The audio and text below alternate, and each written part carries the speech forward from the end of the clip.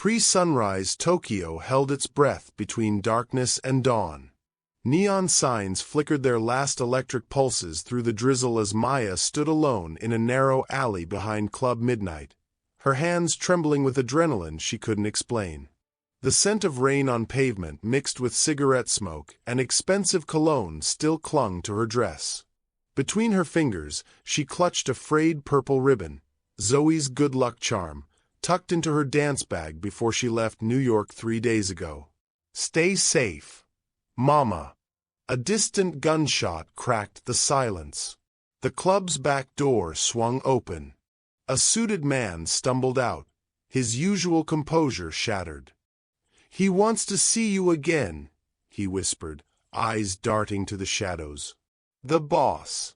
Tonight wasn't. This wasn't supposed to happen." Maya's chest tightened with that familiar ache, the hollow loneliness she'd been running from since the divorce, the quiet desperation of rebuilding a life from broken pieces. She'd come to Tokyo to escape feeling invisible. Now someone saw her too clearly. As she moved toward the idling black Mercedes, movement caught her eye. On the club's top balcony, a silhouette watched through the rain, sharp-suited, perfectly still, eyes burning with an intensity that made her skin prickle. Why would a man like that need her? Tell us where you're watching from, and please do subscribe to our channel. Stay tuned, because tomorrow's story is one you won't want to miss. Now let's go back to our character. Maya stepped off the train at Shinjuku Station, the city's pre-dawn haze wrapping around her like a wet silk scarf. Her suitcase wheels clattered against the platform tiles, echoing in the empty corridor. Tokyo was alive, pulsing, and yet in her chest, a familiar emptiness echoed. Zoe waving goodbye at JFK, clutching her hand, her small voice saying, "Be safe, Mama." That memory always came back in slices, half joy, half guilt.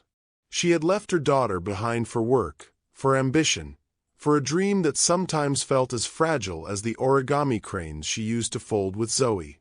Divorce had left its bruises, quiet bitterness, financial strain, and the constant gnawing question of whether she was making the right choices. The workshop space smelled of polished wood and resin.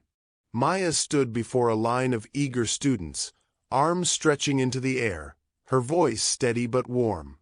She demonstrated a turn, feeling the familiar thrill of control over motion, over emotion. For the first time in years, she felt the spark of joy in her bones. Kenji, the festival coordinator, hovered near the doorway, a quiet smile tugging at his lips. "You should see the nightlife tonight," he suggested. "It's different. Real Tokyo." That evening, Maya found herself in a velvet-lined club beneath Shibuya, chandeliers glinting like suspended stars. Men in sharp suits lingered in shadowed booths.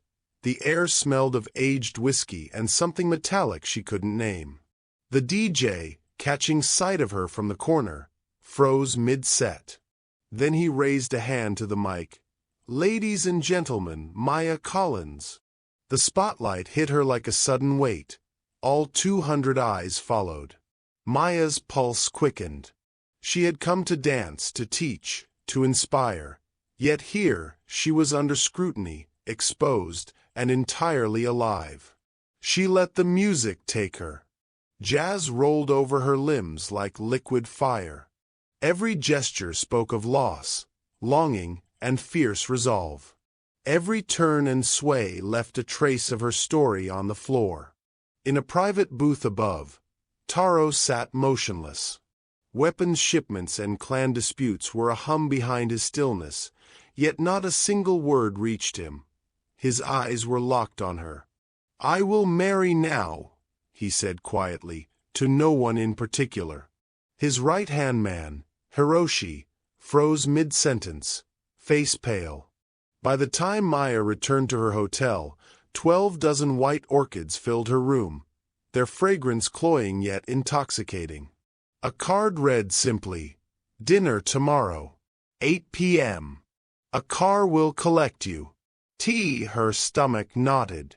Fear mingled with intrigue, the magnetic pull of someone who seemed to want not just her presence, but her life, her story, and somehow her heart. She traced a finger over the card and whispered to herself, "Why now? Why me?" The black Mercedes purred up the winding road, lights cutting through Tokyo's early evening mist. Maya's fingers twisted the edge of her scarf as the city's glow faded behind them. When the car stopped, she found herself on a private balcony suspended above the heart of the city. Tokyo Tower stretched like a sentinel in the distance, its lights mirrored in the dark water below. Candles flickered along the table, their warmth competing with the chill of the night air. A soft koto melody drifted from hidden speakers, adding a delicate rhythm to the hum of the city. Taro rose as she approached, his sharp suit immaculate, his posture effortless, almost predatory. Yet there was a calmness in his eyes that unsettled her. "You came," he said, voice low and measured. "I didn't have much choice," Maya replied, surprising herself with the edge of humor in her tone. He smiled faintly, a single curve of his lips. "There is always choice. But you chose to be here." Dinner began like a study in contrasts. Taro asked about her choreography, Zoe, the city she had left behind. He listened, genuinely curious, leaning forward, eyes attentive. Maya felt herself relaxing, lowering the walls she had carried for years. A part of her wanted to tell him everything, yet fear lingered beneath the surface, caution whispering that charm could conceal danger. Then he slid a black folder across the table. Maya froze, heart stuttering. Opening it, she found pages documenting her life. Her divorce papers, Zoe's school records, her medical history, even her favorite restaurants and coffee shops. Shock warred with fear. Anger flared. How had he accessed all this? "I need to know what I'm dealing with," Taro said quietly, meeting her gaze. "In my world, knowledge is protection." Maya's breath caught as she studied him. Behind the impeccably tailored suit and measured demeanor was a loneliness she recognized in herself, the weight of years spent building walls, protecting a heart that had been broken too often. Here was a man hardened by power who didn't know how to feel softness, and yet, for her, it was slipping through. A single orchid petal had fallen from the bouquet on the balcony, drifting toward her plate. Fragile, beautiful, out of place. Like her, she thought, in this dangerous, intoxicating world. Her curiosity overpowered caution. She leaned forward, voice barely above a whisper. "Taro, are you Yakuza?" The question hung in the air, heavier than the Tokyo night itself. The balcony night dissolved as Taro's voice cut through the quiet. "Yes," he said when Maya asked the question. "I am Yakuza." Maya froze, the city lights below blurring into streaks of disbelief. "How important?" she asked cautiously, her pulse quickening. "I control everything from Shibuya to Roppongi," he admitted, eyes steady on hers. 12 clans answer to me.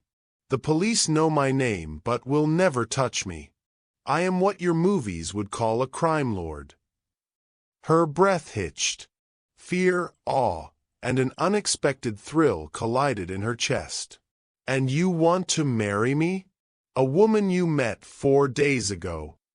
"Yes," he said simply. "Because for 15 years I built an empire and felt nothing.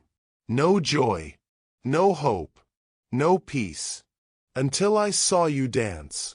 You made me feel human again. And I will not let that go." Her mind spun, unable to reconcile the man she'd met with the danger he represented. "How can you want forever with someone you barely know?" she asked, voice trembling. He leaned closer, eyes dark with confession. "Because I have waited my whole life to feel this. Until you, nothing mattered. Before she could respond, a deafening crash shattered the penthouse. Glass exploded inward, showering them in sparkling shards. Gunfire erupted, ricocheting against walls. Taro lunged, shoving Maya to the floor, his body a shield as bullets tore the air. Smoke filled the room.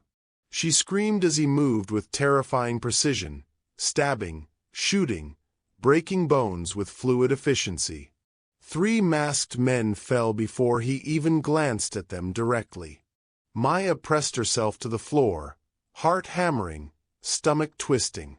The violence was not cinematic anymore. It was real, palpable, life-threatening. She had never imagined such chaos, and yet she clung to the one constant, him. When the smoke cleared, he knelt beside her, hands gripping hers, blood smeared on his shirt. "I'm sorry," he whispered. "I'm so sorry you had to see this." Hiroshi, still scanning the perimeter, spoke grimly. "The Crimson Serpent clan. They want you dead, Taro-sama. Merciless. Expansionist. They see weakness. They see her." Maya swallowed hard, staring at him. Fear and fascination warred inside her. She realized, in a quiet moment amidst the chaos, that her life had just shifted irreversibly. Maya spent 3 days in the compound like a ghost. Armed guards patrolled corridors she had memorized, and every shadow seemed alive with danger. She wandered the perimeter gardens, tracing fingers over petals of white orchids that lined the stone paths, a cruel mockery of peace. In quiet moments, her thoughts drifted to Zoe, to her mother's gentle reprimands, to the life she had tried to reclaim in New York. Each memory cut deeper than the last, layering guilt and fear atop the uncertainty of her new reality. On the 4th morning, Taro appeared at her door, his expression uncharacteristically vulnerable. In his hands, he held a small black box, the light of the rising sun glinting off the diamond inside. "I know this is insane," he said, voice soft, almost hesitant. "I know I have no right to ask. But I meant what I said that first night." Opening the box, he revealed a ring that caught the sunlight like fire. "Marry me, Maya. Not because you're trapped. Because somewhere in this madness, you feel what I feel." Her chest tightened. Every instinct screamed no, the danger, the unknown, the life she had left behind. And yet, when she looked into his eyes, she felt it, a magnetic pull, a truth she could not ignore. Her heart whispered yes, even as her mind protested. Before she could respond, alarms blared. Darkness swallowed the room. Gunfire cracked the air. In an instant, Taro was dragged away by masked men, struggling, cursed by her helpless gaze. The compound erupted into chaos, guards firing in every direction, but there were too many. Maya's hands trembled as she pressed against the wall, unable to intervene. Then her phone buzzed. Unknown number. She answered, and the screen filled with Taro, bound and bruised, a katana poised against his throat. "Maya Collins," a distorted voice said. "You have become the silent dragon's greatest weakness. Surrender yourself by sunrise, or we take his head." Her breath hitched. Hiroshi's eyes met hers, panic mirrored in their depths. "You cannot go," he urged. "He would never forgive." "He'll die if I don't," Maya interrupted, steel threading through her fear. She stepped toward the compound gates, the pre-dawn light cutting her silhouette sharp against the chaos. Whispering to herself, a vow and a promise all at once. "I'm going to save him." Dawn crept over Tokyo like molten gold seeping into glass. The skyscrapers of Shibuya and Shinjuku reflected the first light in 1,000 jagged shards, catching on the steel and glass like stars suspended on earth. Maya walked toward the compound gates, the black asphalt slick with the remnants of last night's drizzle. Her shoes clicked against the pavement, a sharp staccato echo that mirrored her racing heartbeat. Each step carried the weight of fear, of hope, of a decision she had chosen to make alone. The fortified walls rose ahead of her, impassive and unyielding, a barrier of stone and steel. 50 black SUVs lined the perimeter, their surfaces gleaming in the fragile morning light. Men in dark suits, rifles slung casually but alert, watched her approach. Their eyes followed her movements like hawks on the wind, calculating, ready, yet restrained. They had been trained to honor the will of someone who chose to step into danger voluntarily. Every muscle in her body tensed in response to their gaze, yet she refused to flinch. Her hand found the frayed ribbon tied to her dance bag, Zoe's good luck charm. She clutched it tightly, the small fabric coil rubbing against her palm like a heartbeat she could hold on to. Zoe's face flashed in her mind, the wide-eyed grin at JFK, waving as if she knew her mother's absence could never erase her love. The memory tightened in her chest, a mixture of guilt and determination. She had left her daughter behind for work, for ambition, for survival. She had promised herself that when danger arrived, she would face it with courage, not fear. And now, facing what she could barely imagine, she clung to that promise. The air smelled of wet asphalt, incense from nearby shrines drifting faintly through the cool morning breeze, and the lingering tang of gunmetal from the armed guards. It was surreal how life and threat coexisted in a single frame, the city waking slowly around her, oblivious to the storm about to erupt within its shadows. Maya's pulse raced, her breaths shallow but deliberate. Every instinct screamed caution, yet another voice inside whispered a different truth. She had come this far, there was no turning back. The gates loomed nearer. Their iron surfaces reflected the sunrise in harsh, unyielding lines. She could see Taro's men scattered behind the walls, some leaning on barricades, others scanning the horizon, rifles cradled but unmoving. There was a strange elegance in their stillness, the kind of precision that only years of loyalty and discipline could cultivate. They were watching, yes, but they were also waiting for her. Waiting for the choice she had already made in her heart. Maya's mind raced back through the past days. The night she danced beneath the chandeliers of the underground club, the first shimmer of interest in Taro's dark eyes, the folders of her life laid bare before her, the revelation of his empire, and the violent ambush that had almost claimed him. Each memory pulsed through her veins like electricity, reminding her of the man behind the myth. Ruthless yet vulnerable, cold yet capable of tenderness. And now, the thought of him bound, a sword hovering above him, demanded her courage. Not just courage, but clarity, precision, and resolve. A low wind swept through the compound, brushing against her hair and carrying the faint scent of orchids from the courtyard. She adjusted the ribbon in her hand, letting the motion ground her. It was small, fragile, and easily overlooked, yet it symbolized everything she was fighting for: her daughter, her life, and the choice to act, even in the face of overwhelming danger. Her footsteps slowed as she reached the perimeter of the SUVs, the polished surfaces reflecting the morning like mirrors of possibility and threat intertwined. She imagined herself slipping between them with the grace of a dancer, every movement calculated, controlled, yet flowing with natural precision. She realized then that fear could be a tool if wielded correctly, the same way she taught her students to use energy, momentum, and presence on stage. The world seemed to pause around her. Birds chirped faintly in the distance. The hum of distant traffic created a low, vibrating backdrop. Every sound was magnified in her ears, every shadow sharper, every shift in wind carrying meaning. Her fingers brushed the ribbon again, and she took a deep breath, letting her body steady itself. This wasn't just a rescue, it was a reckoning. A test of everything she had learned: discipline, observation, courage, and the capacity to act decisively when hesitation could mean death. For a long moment, she simply stood, letting the sunlight warm her face, letting her resolve harden like tempered steel. She was not a victim. She was not a pawn. She was Maya Collins, mother, dancer, survivor, and she was about to step into a storm that would demand every ounce of her strength. Finally, she lifted her chin, tightened her grip on the ribbon, and let her shoulders settle into the posture of determination.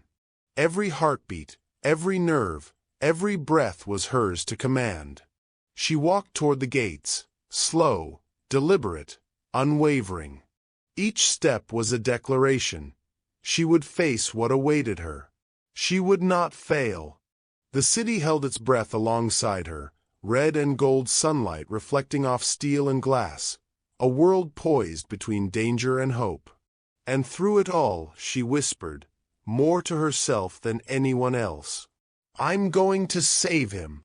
Maya's pulse rattled in her ears as the front gate swung open under the watchful eyes of Red Suit and his team. The man in crimson, tailored to perfection, exuded an air of mocking calm, as if the morning sun had no power over his control.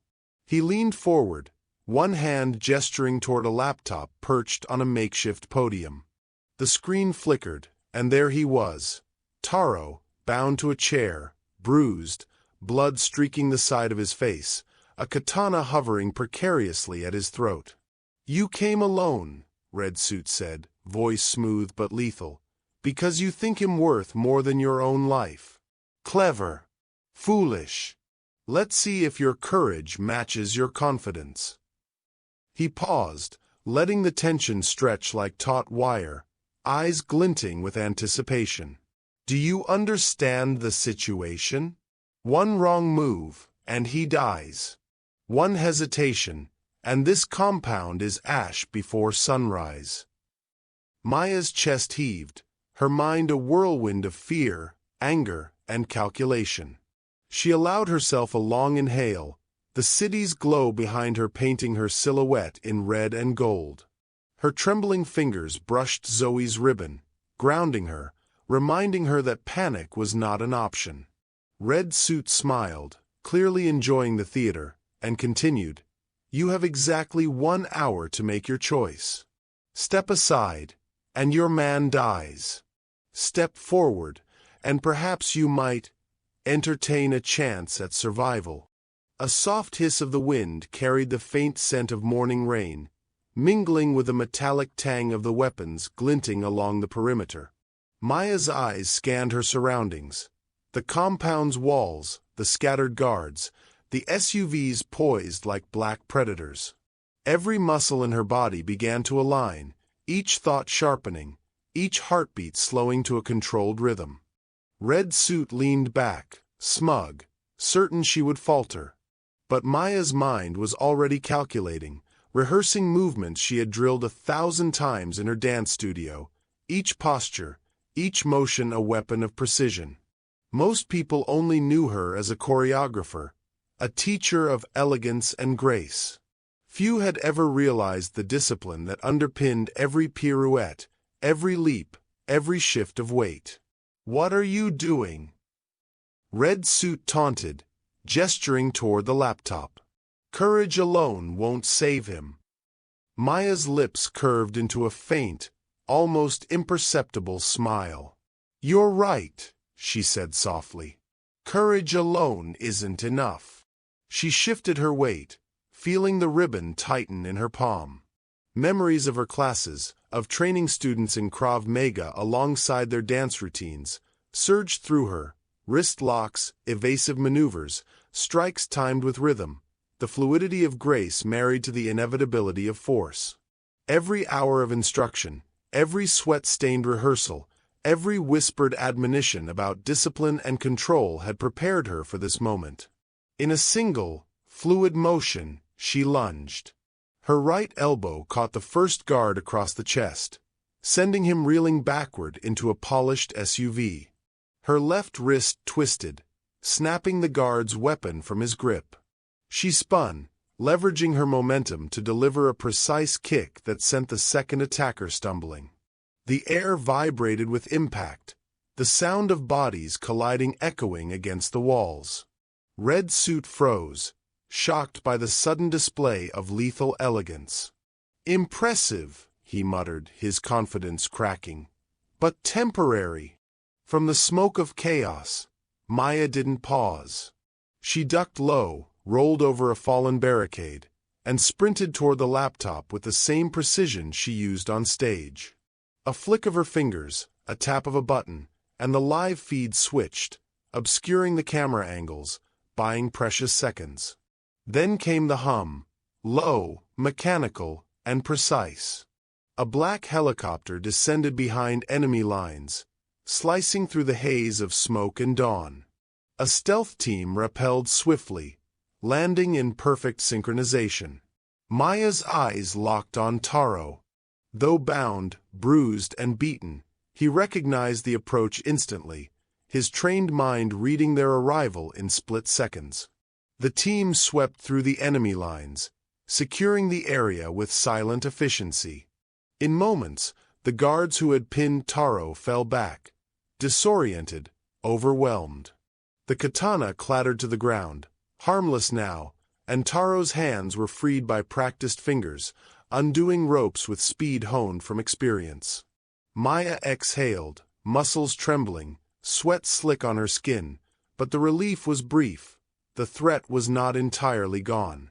Red Suit's men regrouped, but now it was chaos, their precision disrupted, their advantage gone. Maya and Taro's eyes met across the distance, a silent acknowledgement. Both alive, both still human, both dependent on the other's choices.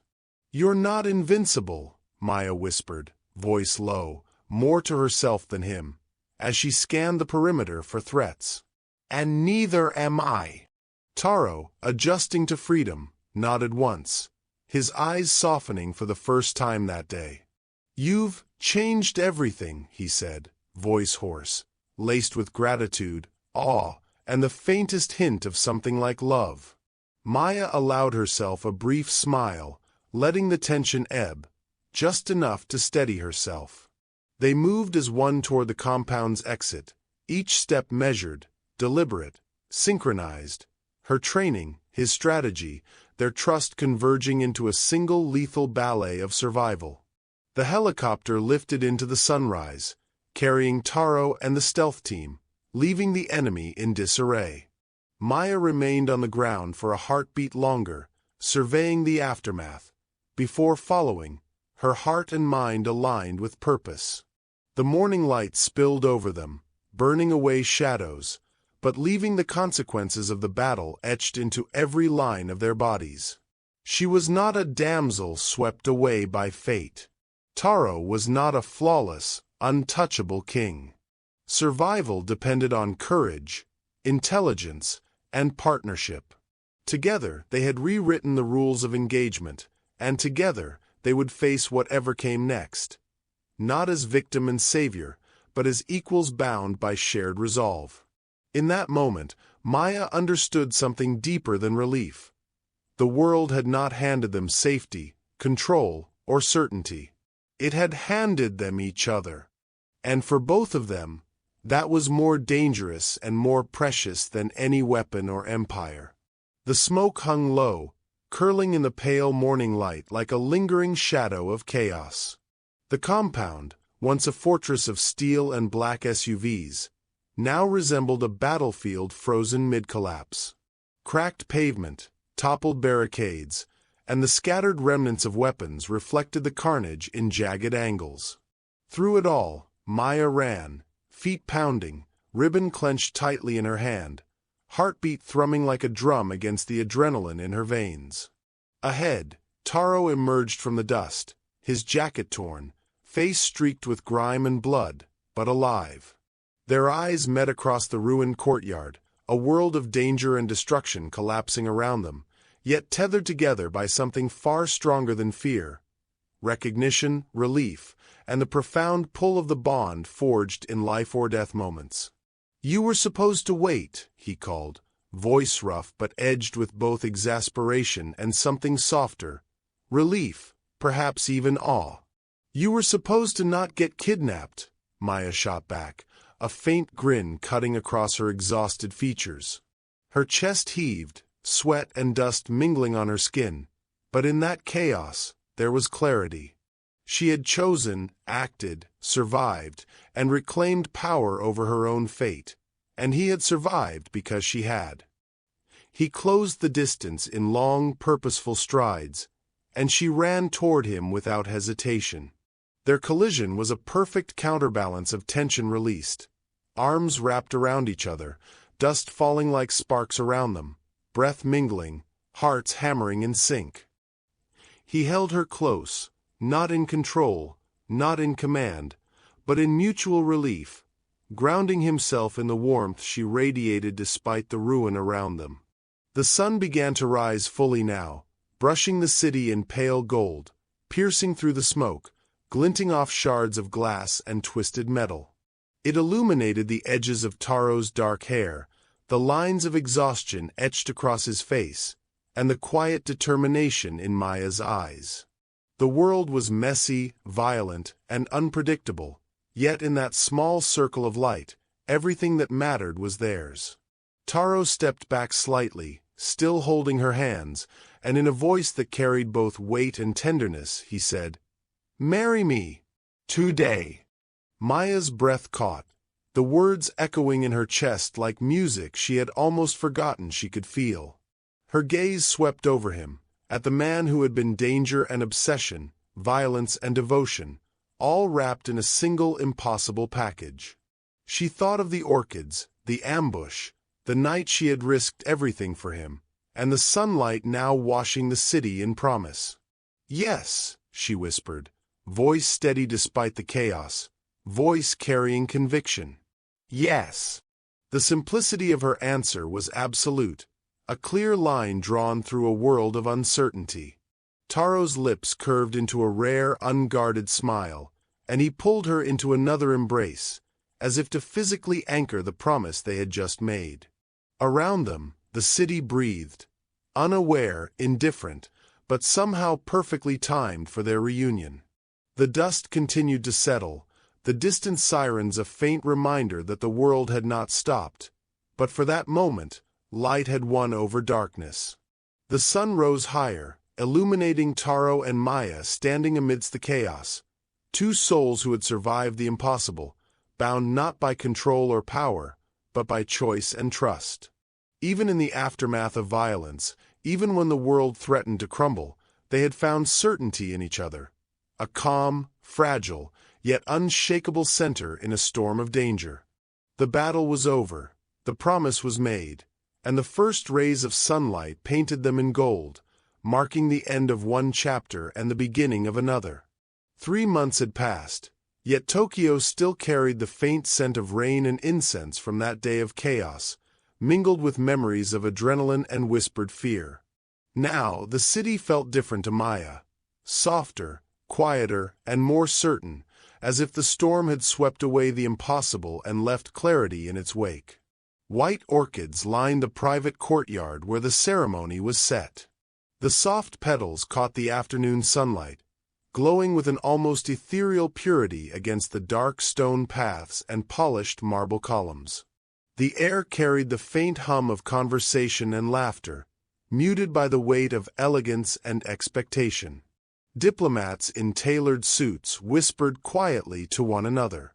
Men known across Tokyo's underworld, Taro's allies and rivals alike, sat with a strange, uneasy respect, their faces unreadable but their presence acknowledging the magnitude of the moment. Zoe moved carefully between the guests, a bright smile lighting her face. Her small hands clutched a basket filled with petals, scattering them with delight as she walked toward her mother. Maya's heart swelled at the sight. The child she had temporarily left in another country had been her anchor, her constant reminder of why she fought for control over her own life and heart. Now Zoe served as flower girl, her innocence juxtaposed against the dangerous power that surrounded them, a living testament to what love and family could endure. Maya stepped forward, the soft rustle of her dress echoing like a heartbeat against the stone floor. She held her chin high, shoulders steady, yet inside, emotions cascaded, relief, pride, lingering fear, and a quiet, unshakable joy. She had survived gunfights, ambushes, and kidnappings. She had faced death and power and emerged not broken, but stronger, more complete. Taro waited at the center, tall and unyielding, yet softened by the rare vulnerability that only Maya had ever drawn from him. His suit was flawless, his hair neatly combed, but his eyes, intense, dark, and usually so controlled, glimmered now with tenderness. He had waited, endured, and survived everything to reach this day, and in that gaze, Maya felt the full weight of their shared past and the promise of their future. As she reached him, he took her hands in his, thumbs brushing over her knuckles in a gesture both grounding and intimate. The world felt suspended, the hum of the city fading into the distance. She saw in him a reflection of herself, a person forged in fire and survival, yet capable of softness and devotion. And she understood fully that this was more than a wedding. It was recognition that in a life where danger and power often overshadowed choice, they had chosen each other. She glanced around, noticing the small details that made the moment extraordinary. The petals that Zoe had scattered fluttered like delicate snow across the polished marble. The white orchids framed the aisle like silent sentinels of beauty and resilience. Even the men in expensive suits, whose hands had wielded guns and led clans, remained still, witnessing a rare merging of worlds that often existed in opposition. Taro's lips curved in that faint, guarded smile, and Maya finally spoke aloud the vow she had kept in her heart. "I didn't just find love, I found a life where I am powerful, seen, and chosen. A life where I will stand, unafraid, alongside the man I love." The ceremony was simple, understated, yet monumental. Words exchanged were few, but every glance, every touch, every breath shared carried volumes of history, danger, and hope. When they finally sealed their vows with a kiss, it was not a kiss of innocence or naive fantasy. It was a kiss that carried fire, endurance, and the certainty that whatever storms the world might send, they would face them together. As they turned toward the gathered guests, a gentle breeze swept through the courtyard. Petals rose into the air, cascading down like a soft rain, glinting in the sunlight, blanketing them in color, motion, and symbolism. In that moment, Taro and Maya stood as king and queen, not of a fairy tale, but of a world carved from danger, devotion, and choice. They were equals, survivors, lovers, and partners, crowned not by ceremony alone, but by the trials they had endured. Maya took Zoe's hand, feeling the small, warm fingers intertwine with hers. She looked down at her daughter's bright eyes, sparkling with wonder and joy, and realized something profound. Love, life, and power were not about control or invincibility. They were about choice, courage, and the willingness to step into the storm and claim it as your own. Taro brushed a stray strand of hair from her face, voice low and intimate. "Are you sure?" She smiled, a quiet strength behind the tear-streaked eyes. "I've survived gunfights, kidnappings, and chaos for you. Marriage seems easy by comparison." He laughed, a full, real laugh, the sound echoing lightly over the courtyard, over the city, over the remnants of the storm that had brought them together. Sunlight spilled fully over the horizon now, illuminating their faces, reflecting off the petals, and washing the compound in gold. The white orchids glowed with life, the world held its breath, and for the first time, Maya felt completely present, completely alive. Sometimes love doesn't arrive safely. Sometimes it crashes into your life like a storm, and you choose it anyway. If this story touched you, let us know where you're watching from and hit subscribe. Your support keeps these stories alive. Thank you for being part of our storytelling family.